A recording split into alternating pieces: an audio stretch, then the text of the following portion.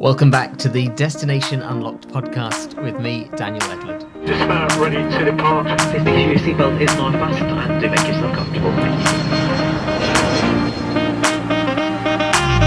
Today on Destination Unlocked, we're going somewhere a little bit closer to home for me. It's in the UK, and the UK is a country which, I must say, I feel gets overlooked for tourism.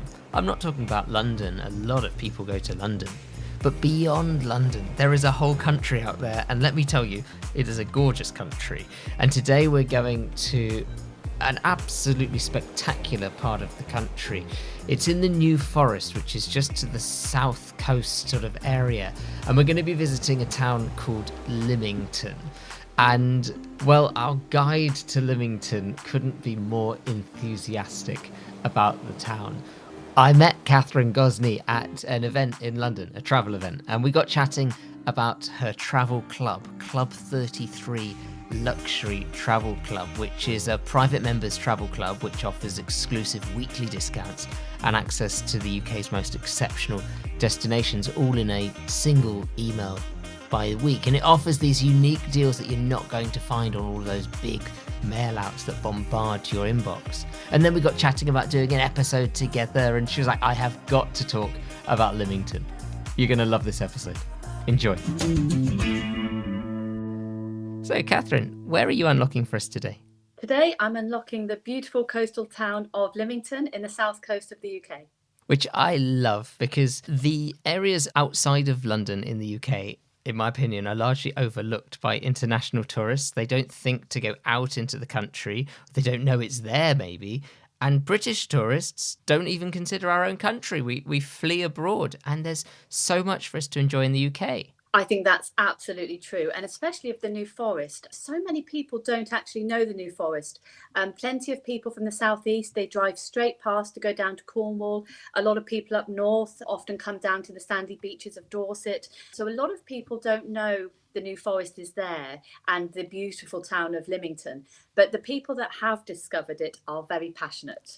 And we see repeat visits year after year because they love it. They can't believe they found such a beautiful gem in England, and they return time and time again. If you were to describe Lymington and take us on a sort of a whistle-stop tour, what would you include for us?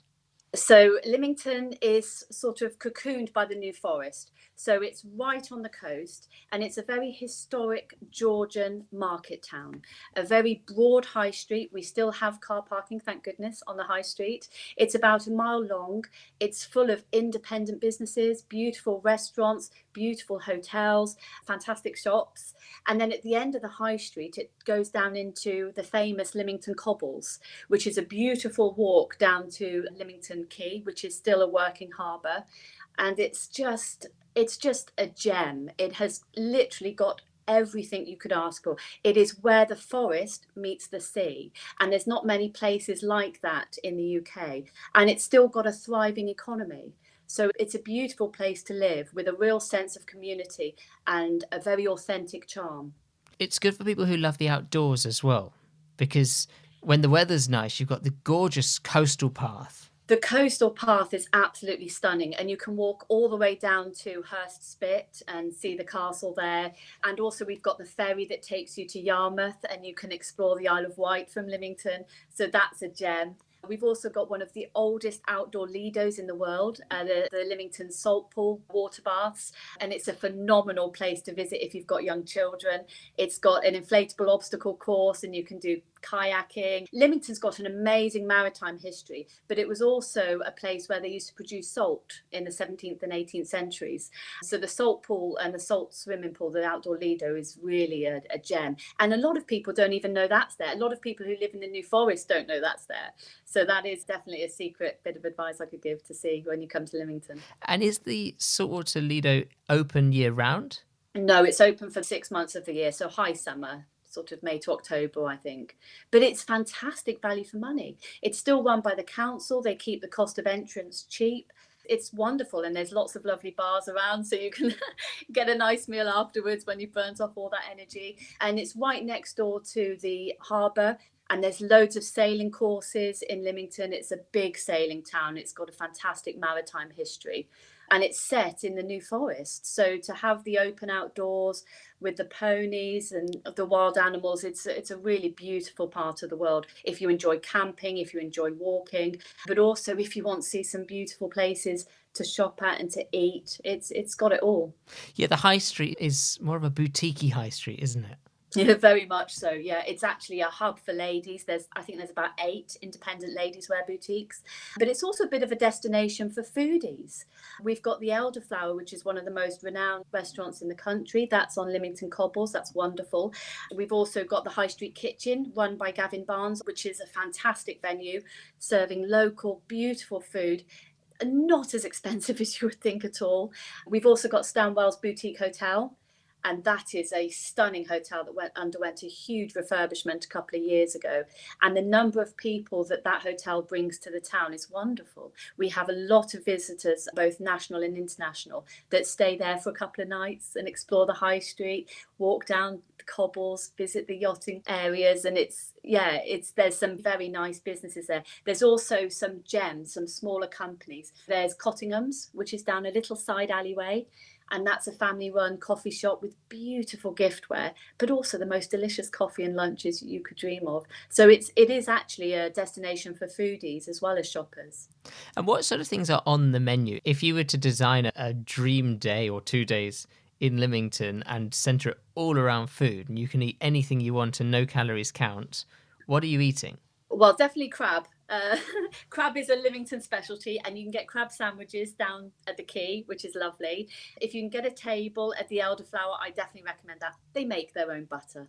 Anywhere that makes their own butter gets to the top of my list. I would always go to the High Street Kitchen because Gavin Barnes has done something wonderful there, and it's fantastic value for money. I'm a bit in love with the art gallery in Lymington. So St Barb's is a museum and art gallery in the town centre, and that was redesigned, I think, about 8 years ago now. And they added a beautiful cafe to the front of the museum, and it's fantastic teas, scones, homemade soup for £5 or £6, and it's just wholesome. It's a wholesome place. A lot of the community are there, other than the more touristy destinations. So I would definitely recommend eating at St Barb's Museum for a nice lunch. And there's lots of new forest produce that's available, so it's local stuff. Absolutely. New Forest honey, a New Forest shortbread.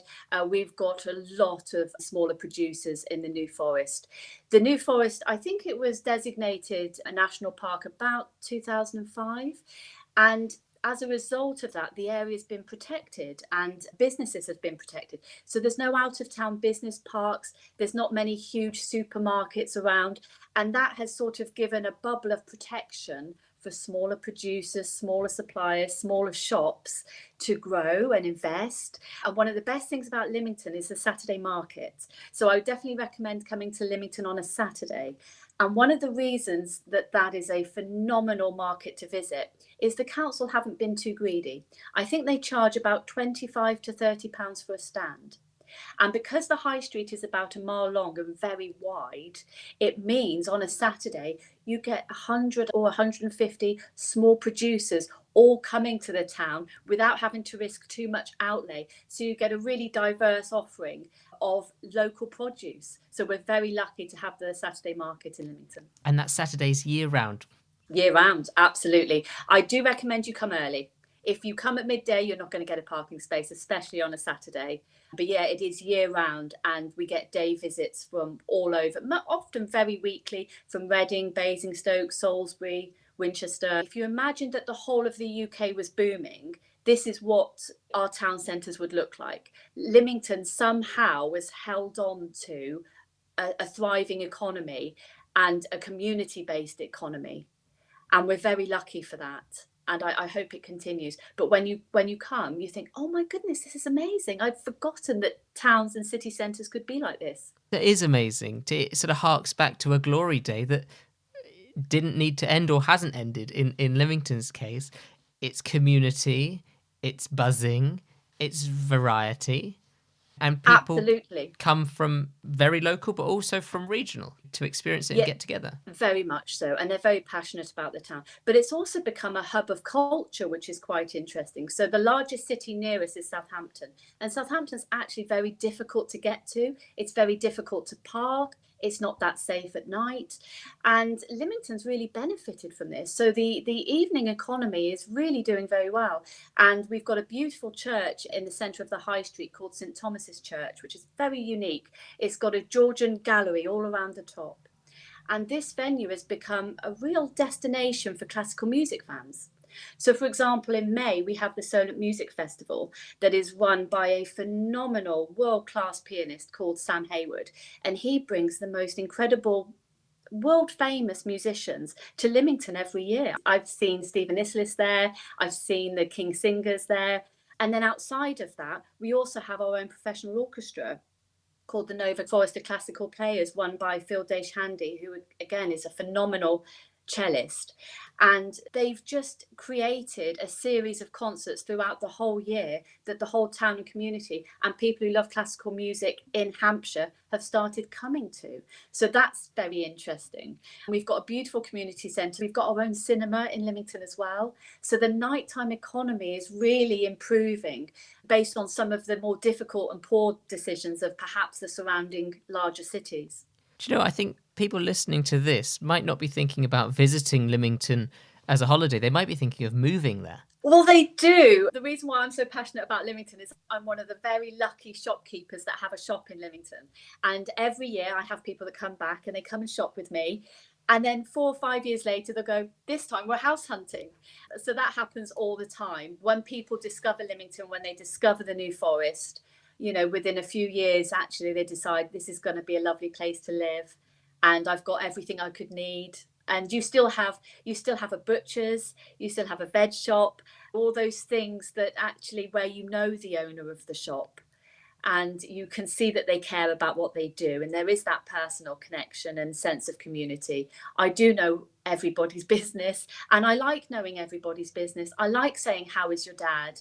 How did your daughter get on at school today?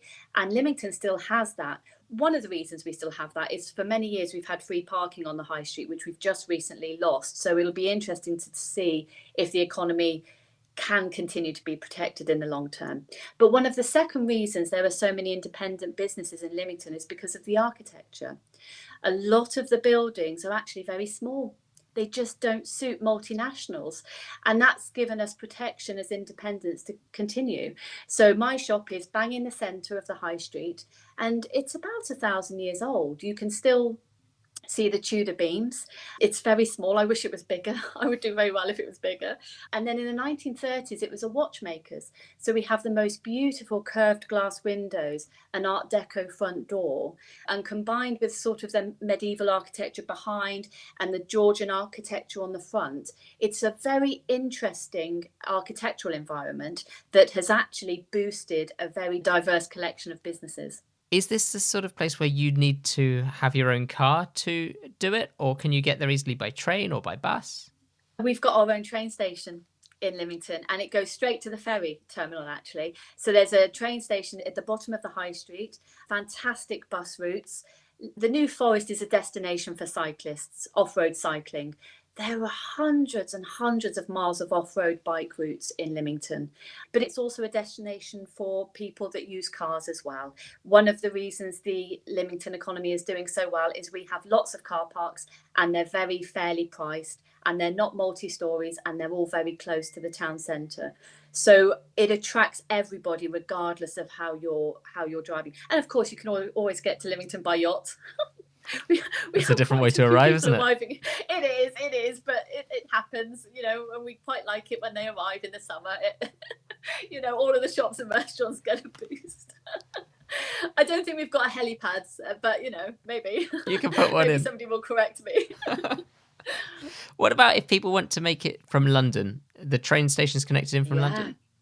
Oh, fantastic. From London Waterloo, 90 minutes to Brockenhurst station and then change and it's 15 minutes into Lymington town centre. Sounds super easy. Have I sold it to you? You have. I'm moving. Tell me more about your shop on the high street. So my shop is 33 Boutique. It's a designer ladies wear store. I've got 3 shops altogether. one in Bournemouth, one in Wimborne. But the one in Lymington is my flagship store, and I absolutely adore it. It's very small. I've got loads of support from the community. And then in the summer, I have all the tourists. So I count my blessings every day. I have about 40 designer labels, a lot of the labels you might see in Selfridges or some of the most beautiful places in London. I do have a variety of prices, and I'm very careful about what I pick. I make sure I pick things that ladies don't see elsewhere. And I try, wherever possible, to get pieces of clothing where if you walk out in something you've bought from me, other people go, wow, where's that from? That's my goal. It's so nice to have something which is special. I really believe in the power of clothing. Me too. Oh, me too. It can change how you feel. Totally. Yes. Yeah. It's not just about showing off. It can be about confidence. It can be about lift. And I think it's also about health. It's an interesting point that I don't see made very often, but natural fabrics are actually very good for us to wear. So I sell a lot of linen, silk, wool, cashmere. That's where we try and focus our efforts on beautiful clothes that last a long time. Oh, I'm a big believer in linen. Apart from in the winter, I live in linen. I love it. And that wasn't a line I was expecting you to say today. And I'm big on materials that haven't been treated with so many chemicals as well. That's something people don't realise about the fast fashion world is all of the cloth is drenched in chemicals. Come and work for me. I need you to talk about this in my boutiques because this is exactly, I agree with you 100%. And we actually have untreated cashmere, which is very rare. But the ladies that understand it, they really value it for the same reasons that you said. And I mean, linen, if you're traveling around the world, you cannot beat linen in hot countries. Yeah. It's just fantastic. And a lot of people complain that it creases, but that's the charm of it. And all you've got to do is spray it with a bit of water, hang it up, and it'll drop out the next day. And that's how people know you're wearing linen. Yeah, it's true. It's true. Oh, yeah. I got the linen as a travel wardrobe, really. Very fortunately, I spent a lot of time in very hot places. And so I needed a wardrobe that matched. Yes, and linen is not as expensive as you'd think. You know, we have plenty of linen pieces under £60 and they last forever, you know, and they look fantastic. Yeah, so I'm a big fan of linen. We sell a lot of linen in Lymington. A lot of white jeans too and navy tops. Oh, the very whole maritime stylish. look. Yes. Yeah. And so Yeah. I'm guessing that 33 boutique means that you are number 33 on the high street? Yes, we are. Yeah. And so that also gives away the naming of another part of what you do. And I was going to ask where the number 33 came from. Now I realise. Tell us about your travel club. So I have a gorgeous little travel club where I send out weekly discounts to my members for some of the most beautiful hotels in the UK and abroad. There's thousands of us. We love nice places. We love supporting nice places, but we also don't want to use booking platforms. We want to support British hospitality. We want to support family-run hotels, family-run businesses. We don't want to use booking.com or Expedia or the other sort of travel clubs where they take 25, 30%. So with the partners I work with, I've got to like them. It's got to be luxury, and I don't charge them anything. I don't take a cut. I don't take a fee. I just ask, please, could they pass that discount on to my members? And if they do, I send it out to all my lovely members and they get loads of bookings free of charge direct to their website. So it's a fantastic travel club. 50% of the offers I send are UK, 50% are abroad. We have villas and cruises and international packages, but all picked by me. So you don't get thousands of emails a week with offers and you can't figure out which one to go to. So it is quite curated and quite niche. So did this start as a passion project just because you love going away to really nice places and then you started to build relationships? Or are you the person that people in Lymington pop in and whilst they're looking at a nice new dress or a pantsuit, they're saying, have you been anywhere nice recently, Catherine? It's actually closer to the latter, particularly in my Bournemouth boutique. So about 5 years ago, I took over a very renowned boutique in the centre of Bournemouth. And that was quite a different environment to Lymington. And our clients there would ask me for recommendations, a lot more holiday makers, more throughout the year in Bournemouth than in Lymington. And they did expect us to book nice restaurants for them or recommend a nice hotel. And then eventually over the years, when those hotels were a little bit quieter, they'd phone me up. to say, have you got any ladies that would be interested? We could give them a room upgrade, we could give them free breakfast, or they would offer a treat. And then one year I thought, I'm going to make this official. And I said to my ladies, who wants to join me? I'm going to do a travel club. Give me a token, £12.50 a year, just to cover the administration costs and the time that I spend with the hotels. And they all joined. And it's just gone from strength to strength from there, really. How can people join? Just visit my website, www.club33luxurytravel.com. You get one email a week from me with luxury travel offers, and you book direct. Super easy. It sounds fantastic. And I like the fact that it's personally curated based on real relationships, and it's not incessant. Certain travel-based emails become too much. I've signed up to some where I get them daily, and actually I'm not up for it daily, but I look forward to receiving something weekly. Yes, absolutely. Nobody wants to be bombarded by emails. I think that's a tough sell. My business is sending emails to a lot of people who don't want emails. So I do keep it very curated and strictly only one a week. They are getting longer because we're getting some amazing offers. So I need to have a think about how I manage that going forward. But also with the subscriptions, some of these travel clubs, they charge 50, 60, 70 pounds a year. Well, if you haven't used it for the year, that's just not good value for money. So I'm quite determined to keep the membership at £12.50 a year. And I also think there's a lot of people that like very nice places that aren't millionaires, that actually they will save up to go somewhere nice. And if I keep the membership cost at £12.50 a year, it means everyone can join if they want to. Even if they're just taking their mum out to a 5-star hotel for an afternoon tea just the once, it will be the best value £12.50 they've ever spent. So yeah, it's quite a different approach, and I think that's why we're growing so fast. Yeah, essentially use it once and it's already paid for itself, which Definitely. you can't lose, because if we look at the vast majority of us go away at least once, and then a lucky selection of us go away for a couple of extra long weekends, maybe a second main holiday as well. So those people are going to make even more use of it. But everybody's going to make use of an afternoon tea deal as well. Absolutely. And we've got tours of vineyards and beautiful things. Sometimes we have tickets to the opera. Sometimes we have sporting packages. But just like in my boutique, I try to make sure I have a diverse price range so that there is something for everybody's budget. The qualifying factor is it luxury? Is it beautiful? And you can get some very, very beautiful 5-star visits and 5-star hotel stays for not as much money as you would think. And especially with what's happening in pubs, particularly, the prices of a meal in a pub is getting very, very high for quite ordinary meals. And actually, if you do go to a 5-star hotel, especially at lunchtime, you see some incredible deals for 18 or 19 pounds for 2 or 3 courses of some of the finest food you will ever eat in your life. So I think I'm a big champion of people doing the very best they can at the very best value for the general public, because that's what the British economy needs. And it's those companies that I try to find and try to share and give the support of my club members. And with my members, I try to encourage an ethos of support. So I do say to everybody, if by any bit of bad luck you have a bad experience, please don't leave a negative review. Try and give the establishment the chance to put it right privately before you write their biggest mistake they've ever made publicly. That's there forever and they can never get removed. So it is very much an ethos of support for family-run businesses, beautiful establishments that really care about what they do. And that comes back to the community, which comes back to Lymington, because that's the ethos of the place. I want to try you on some little quiz questions about Lymington. I'll give you 5 questions, and anybody who's maybe visited before can play along. Some of them you've already given away the answers, so I know you're going to do well.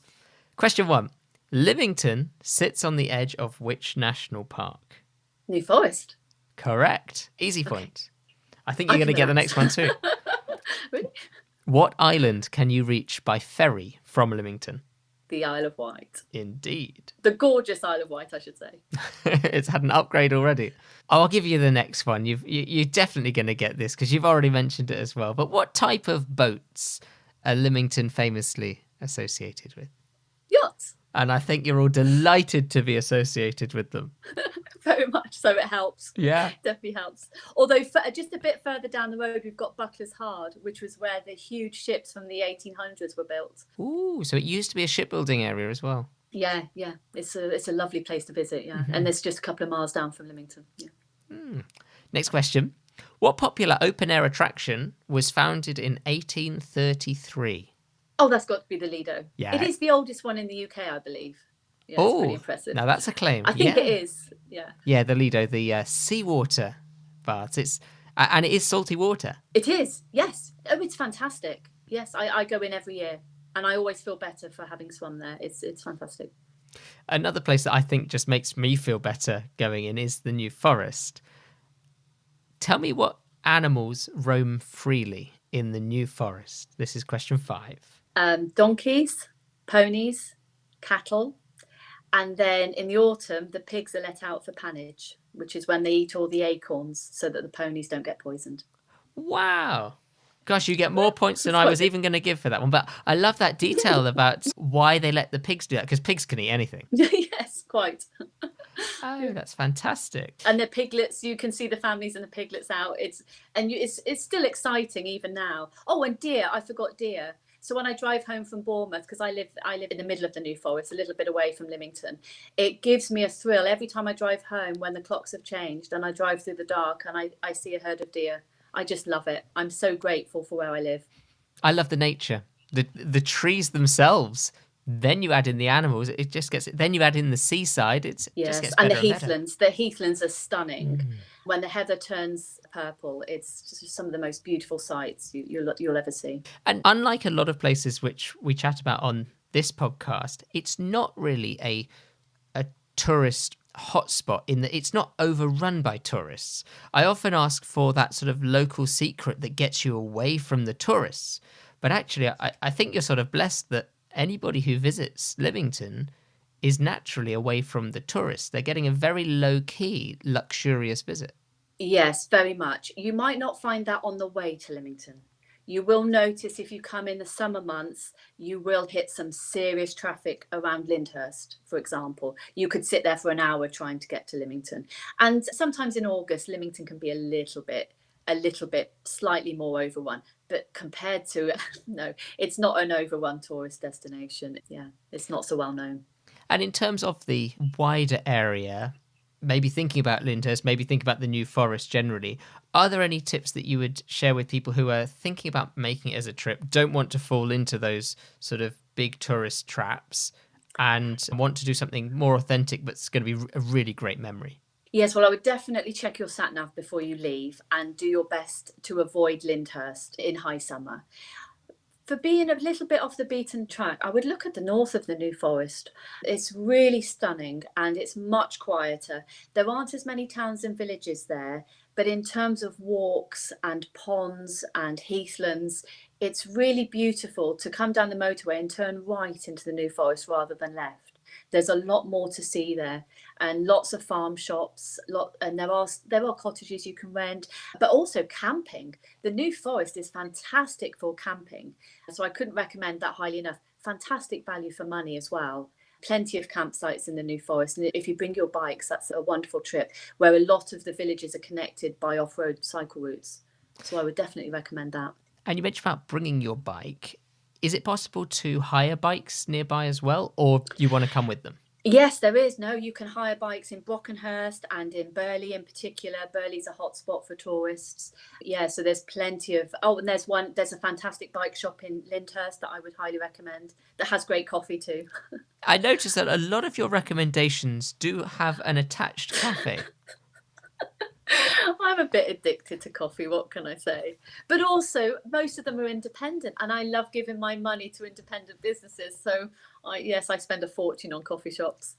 But I love it. It is like changing the era that you're in. It's like moving out of this hectic present day, which causes so much stress for people, and taking us just back in time enough to still have all of the comforts, but to also reconnect with what I call a human pace of life. Very much so. Yes. If you're lucky enough to be able to afford to live in the New Forest, it does have it all. I mean, even just you can hire a kayak down at the Lymington Cobbles.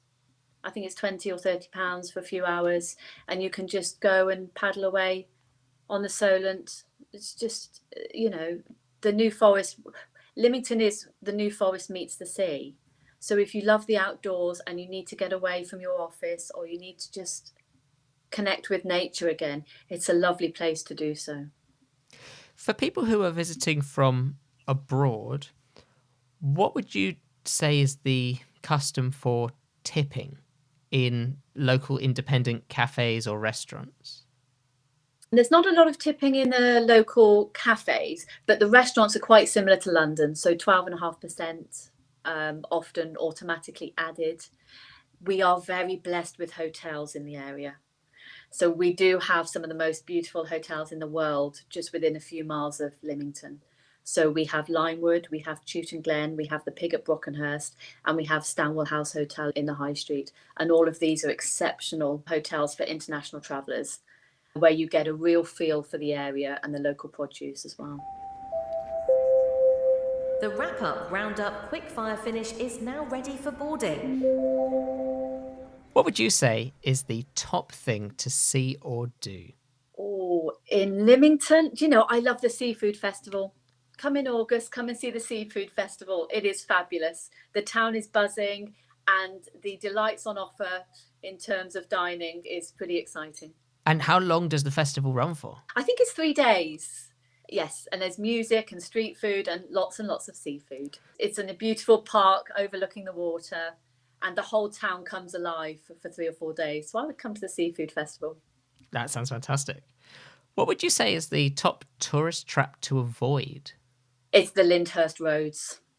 You do everything you can to avoid the traffic at Lyndhurst. You might have a lovely weekend planned and then be stuck there for 2 hours if you're not careful. So take the routes around. Is there a route that you tend to take? I'd like to travel by yacht if I had a choice. But I often go through Bewley. So that's a beautiful drive and a very historic place to see. And they've got the Bewley Motor Museum, which is also worth a visit. I really like Bewley. Bewley's great. What's your favourite time of year for somebody to visit? Oh, well, this is easy. There are 2 months that are sort of the sweet spot for Lymington and the New Forest, actually, June and September. It's still warm and you've got very, very few tourists around. Very few. It's just lovely. And it is warm on the south coast. So June and September, I would say, comes the New Forest during those months. Yeah, you've still got the weathers. You can do all the outdoor sort of things, but it's not overwhelmed.